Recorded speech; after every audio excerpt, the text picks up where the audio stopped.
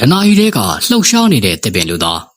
ညဘက်အမောင်ထဲမှာတယောက်တည်းလမ်းလျှောက်နေတယ်လို့စိတ်ကူးကြည့်ပါမီးမရှိအိမ်မရှိမိတ်ဆွေရဲ့ခြေလမ်းတန်ကိုပဲမြေပြင်ပေါ်မှာထွက်ပေါ်နေပါလေပြီးတော့ရှေ့မှာတစ်ခုခုရက်နေတယ်လို့မြင်လိုက်တယ်အယမ်းမြင့်နေအယမ်းလေးတိတ်ဆိတ်တယ်မိတ်ဆွေကိုတက်တက်ကြည့်နေတယ်လို့ထင်ရစေပါလေဒါကိုတစ်ပင်ကြီးတစ်ပင်လို့ထင်မယ်ဆိုရင်တော့မှားသွားပါလိမ့်မယ်တကယ်တော့ဒီတစ်ပင်တွေဟာ tree head လို့ခေါ်တဲ့ဒဏ္ဍာရီလာတတ္တဝါစမ်းကြီးတွေပဲဖြစ်ပါတယ်အဆိုပါတတ္တဝါတွေဟာအလွန်ကြီးမားပြီးတော့မီတာရာနဲ့ချီမြင့်တယ်လို့ဆိုကြပါတယ်အဝေးကနေကြည့်ရင်တစ်တော်တစ်ခုလှုပ်ရှားနေတယ်လို့ထင်ရပါတယ်ခေါင်းတွေကအများကြီးပါပြီးတော့နေရာအားလုံးကိုကြည့်နိုင်တယ်ဗျရှေး North ဒဏ္ဍာရီတွေထဲမှာလည်းခေါင်းအများကြီးပါတဲ့အေယာမတတ္တဝါတွေအကြောင်းကိုရေးသားထားခဲ့ပါတယ်ဒီတတ္တဝါတွေကိုတော့ကျွန်တော်တို့က tree head လို့နာမည်ပေးထားပါတယ်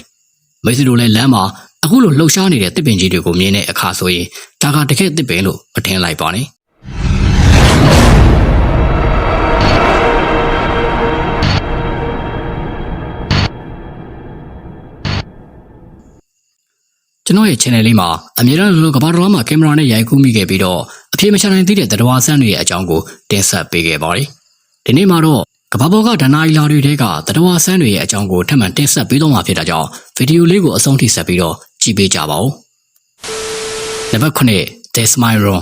စွန့်ပစ်ထားတဲ့အဆောက်အအုံတစ်ခုတည်းလမ်းလျှောက်နေတယ်လို့စိတ်ကူးကြည့်ပါတကားတစ်ချက်ကိုတွေ့တယ်ပုံမှန်လို့ပဲထင်နေပါလိမ့်မယ်ဒါပေမဲ့အဲ့ဒီတကားရဲ့နောက်မှာတခုခုတင့်ကိုစောင့်ကြိုနေပါတယ်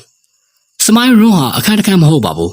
မြန်မာလိုဆိုရင်တော့ Smile Room ဆိုတာကပြုံးနေသောအခန်းဒါမှမဟုတ်အပြုံးမဲနဲ့ဝေစာနေတဲ့အခန်းရယ်လို့အဓိပ္ပာယ်ရပါတယ်အသက်ရှိတဲ့ထောင်ချောင်းတစ်ခုဖြစ်တယ်ဆိုတာကိုတော့အထဲကိုဝင်လိုက်တဲ့အခါမှာသိရှိနိုင်ပါလိမ့်မယ်မိတ်ဆွေအနေနဲ့အဆိုပါအခန်းထဲကိုဝင်လိုက်တဲ့အခါမှာနေရန်တွေကတာမန်ဟုတ်မနေပါဘူးတကားကပိတ်သွားပြီးတော့အခန်းကအသက်ရှိနေတယ်လို့ခံစားရနိုင်ပါတယ်ဒီတတော်ဟာနေရာမရွေးကနေပြီးတော့ပေါ်လာနိုင်တယ်စွန့်ပစ်လမ်းကြားတွေအမောင်လေကားတွေနဲ့လူမရောက်တော့တဲ့နေရာတွေမှာဒီလိုအတ္တဝါဆန်းတွေရှိနေတတ်ပါတယ်2006ခုနှစ်တုန်းကကနေဒါနိုင်ငံကလူငယ်2ယောက်ဟာလမ်းလျှောက်ရင်းနဲ့ပျောက်ဆုံးသွားခဲ့ပူပါတယ်သူတို့ရဲ့ဖုန်းထဲမှာရှာတွေ့ခဲ့တာကတော့ပုံတပုံတည်းပါပဲ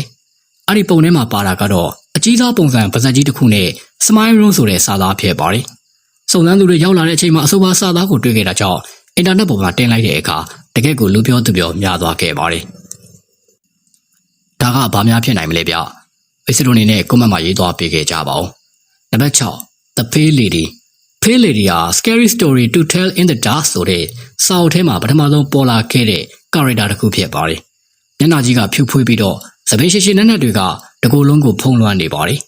်မျက်လုံးတွေမှာမျက်ကွင်းမရှိတဲ့အနက်ရောင်ကြီးတွေဆက်ဆိုးသွမ်းနေပြီးတော့အဆိုပါသတ္တဝါဟာအိမ်ဟောင်းတွေအမောင်လမ်းကြားတွေမှာပေါ်လာတတ်ပါတယ်လူတွေကိုလမ်းပြောက်စေတဲ့အခန်းတွေထဲမှာပိတ်မိစေပါတယ်ပြေးကျင်တိုင်းရှေ့မှာပြန်ပေါ်လာတတ်ပါတယ်ဒီတရေမနဲ့ပတ်သက်တဲ့ဇလန်းဟာအင်္ဂလန်ဘယ်ရီဖိုမာရီယိုကက်စတမာပြောကြတဲ့ White Lady တန်တာကြီးနဲ့လည်းဆင်တူနေပါတယ်နံပါတ်5ကာတွန်းခွေလို့လူသိများကြတဲ့ဒီတတဝါကတော့အမောင်အိမ်တစ်လုံးထဲမှာအမြဲတမ်းလိုရှိနေတတ်ပါတယ်တကားနောက်မှာအရေးတစ်ခုရက်နေတယ်အနက်ရောင်ကိုယ်တယ်မပြတ်ကြည့်နေတဲ့မျက်လုံးတွေနဲ့အပြုံးကတော့မိတ်ဆွေတန်မဟုတ်ပါဘူးအဆိုပါတတဝါအကြီးကသူ့ရဲ့ကိုယ်အင်္ဂါအစိပ်ပိုင်းတွေကိုရုတ်တရက်ဆိုလို့ရှည်လျားစေနိုင်ပါတယ်2018ခုနှစ်တုန်းကအမေရိကန်အိုဟိုင်းယိုပြည်နယ်ကအမျိုးသမီးတစ်ယောက်ဟာည3နာရီမှာခွေးပုံစံနဲ့အရေးတစ်ခုကိုမြင်ခဲ့တယ်လို့ပြောခဲ့ပူပါတယ်စိတ်ပညာရှင်တွေကဒါကိုအုံနောက်ကပုံစံတွေရှာဖွေပြီးတော့အန်ဒီယေကိုပုံဖော်ပေးနေတာလို့ခေါ်ကြပါတယ်ဒါပေမဲ့အဆိုပါအမျိုးသမီးကတော့အဲ့ဒီတတဝါဆန်းကိုသူ့မျက်လုံးနဲ့ကိုယ်တိုင်တွေ့ခဲ့တာလို့ဒီနေ့အချိန်ထိကိုညင်းဆိုထားပါတယ်နံပါတ်4ကားလမ်းမပေါ်ကသစေဒီတတဝါကတော့ညဘက်လမ်းမကြီးတွေပေါ်မှာပေါ်လာတတ်ပါတယ်အမြင့်က20ပေလောက်ရှိပြီးတော့ကိုယ်တွေကပိမိရှည်ကြီးဖြစ်ပါတယ်ဒီတတဝါဟာလူကိုမလိုက်ဘူးစိုက်ပြီးတော့အချင်းယူတတ်ပါတယ်1988ခုနှစ်မှာ truck driver Ronald Bailey ဟာလမ်းမပေါ်မှာပျောက်ဆုံးသွားခဲ့ပါတယ်အဆိုပါကားဒရိုင်ဘာဟာလမ်းမပေါ်မှာကားမောင်းနေရင်းနဲ့ပိမိရှည်နဲ့လူကြီးတစ်ယောက်ကိုလမ်းမပေါ်မှာမြင်ခဲ့တယ်လို့ပြောပါတယ်သူနောက်ဆုံးပြောခဲ့တာကဒီလမ်းမပေါ်မှာရက်နေတဲ့သူကိုကုညီမယ်ဆိုတာပါပဲနံပါတ်3 God of Rodkeyဒီတတော်ဟာငှက်ကောင်းပုံစံ mask ခုကိုတတ်ထားသလိုရှိပါတယ်။လက်ပေါ်မှာသေဆုံးတဲ့တိရစ္ဆာန်တွေကိုနောက်ဘဝစီကိုလမ်းပြပေးတယ်လို့ယုံကြည်ကြတယ်။ဒါပေမဲ့တိရစ္ဆာန်လေးတွေကိုဒုက္ခပေးတဲ့လူတွေကိုတော့ကံဆိုးမှုတွေဖြစ်ပေါ်စေနိုင်တယ်လို့ပြောကြပါတယ်။နံပါတ်1 The Wandering Fate ဒီတတော်ဟာအလွန်ကြီးမားပြီးတော့ခြေထောက်တွေသာမြင်ရတတ်ပါတယ်။ခေါင်းကမိုးတိမ်ထဲမှာပျောက်နေတတ်တယ်။ပုံတိုင်းမြင်ကလေးမိုးတိမ်ထူတဲ့အချိန်တွေမှာပေါ်လာတတ်ပါတယ်။1989ခုနှစ်တုန်းကရုရှားနိုင်ငံမှာလူရနဲ့ချီက မုံတိုင်းမိုးတိမ်ထဲမှာကြီးမားတဲ့အရာတစ်ခုကိုမြင်ခဲ့တယ်လို့မှတ်တမ်းရှိခဲ့ပူပါတယ်။အခုပြပြခဲ့တဲ့တရားဝါတွေထဲမှာဘယ်တရားကမိတ်ဆွေတို့အတွက်ကြောက်စရာအကောင်းဆုံးဖြစ်နိုင်မလဲ။ကွန်မန့်မှာရေးသွားပေးခဲ့ကြပါဦး။ဒီနေ့ဗီဒီယိုလေးကတော့ဒီလောက်ပါပဲ။